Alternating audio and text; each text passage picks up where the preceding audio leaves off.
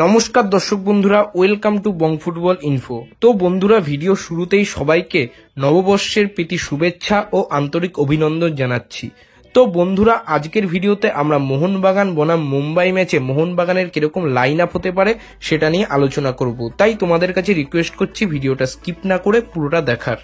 তো বন্ধুরা, ভিডিওটা শুরু করার আগেই আমি যেই বিষয়টা নিয়ে কথা বলবো সেটা হচ্ছে মোহনবাগানের আইএসএল এ যদি কোনো টিমের বিরুদ্ধে সবথেকে রেকর্ড খারাপ থাকে সেটা কিন্তু এই মুম্বাই সিটি এফসি।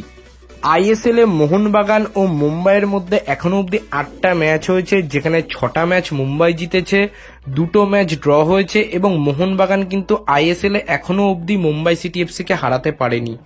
আর এই মুম্বাই সিটি এফসির বিরুদ্ধেই কিন্তু মোহনবাগান লিগ শিল্ড নির্ণায়ক ম্যাচে নামছে। যদিও বা মোহনবাগান হারাতে পারেনি, তবে এই ম্যাচে কিন্তু মোহনবাগান অল আউট যাবে মুম্বাই সিটি এফসিকে হারানোর জন্য। মুম্বাই সিটি এফসিও প্রিপারেশন নিয়েই আসবে, তারা একটু ডিফেন্সিভ মোডেই থাকবে, কারণ তাদেরকে এই ম্যাচটা ড্র করতে হবে।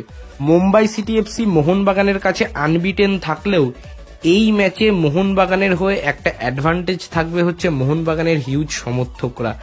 এই সমর্থকরা কিন্তু মোহনবাগান প্লেয়ারদের কাছে একটা এক্সট্রা ঊর্জা এনে দেবে, যার জন্য মোহনবাগান এই ম্যাচে একটু হলেও এগিয়ে থাকবে। আর এই ম্যাচের জন্য একটা বড় অ্যাডভান্টেজ মোহনবাগানের জন্য, সেটা হলো মোহনবাগানের কোচিং ডাগআউটে কিন্তু আমরা অ্যান্টোনিও লোপেস হাবাসকে দেখতে চলেছি। কারণ অ্যান্টোনিও লোপেস হাবাস পুরোপুরি সুস্থ হয়ে কোচিংয়ে যোগ দিয়েছেন, তাই মোহনবাগানের কোচিং ডাগআউটে অ্যান্টোনিও লোপেস হাবাসের থাকাটা কিন্তু মোহনবাগান প্লেয়ারদের জন্য একটা অ্যাডভান্টেজের বিষয় হবে। এবং বন্ধুরা, ইকায়ের গুরেরাক্সেনা এবং আয়ুষ চাকারিয়া মুম্বাই সিটি এফসির হয়ে এই ম্যাচে খেলতে পারবে না, কারণ তাদের ইনজুরি রয়েছে। তাই এই ম্যাচে অ্যান্টোনিও লোপেস হাবাস হয়তো 3-1-4-2 ফরমেশনেই যাবেন, যেখানে গোলকিপার হিসেবে অবশ্যই থাকবে বিশাল কায়েত।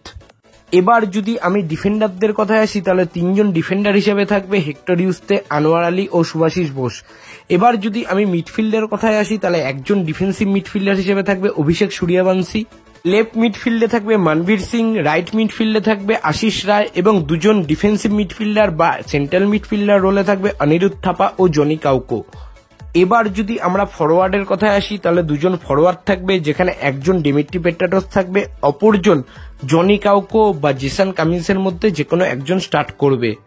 তো বন্ধুরা, আমাদের মতে এটাই হতে চলেছে মোহনবাগানের প্লেইং 11। আশা করব মোহনবাগান এই প্লেইং 11 নিয়েই মুম্বাইকে হারাবে এবং আইএসএল এর লিগ শিল্ড জিতবে, এছাড়াও এশিয়ায় কোয়ালিফিকেশন করবে। তো দেখা যাক কি হয়।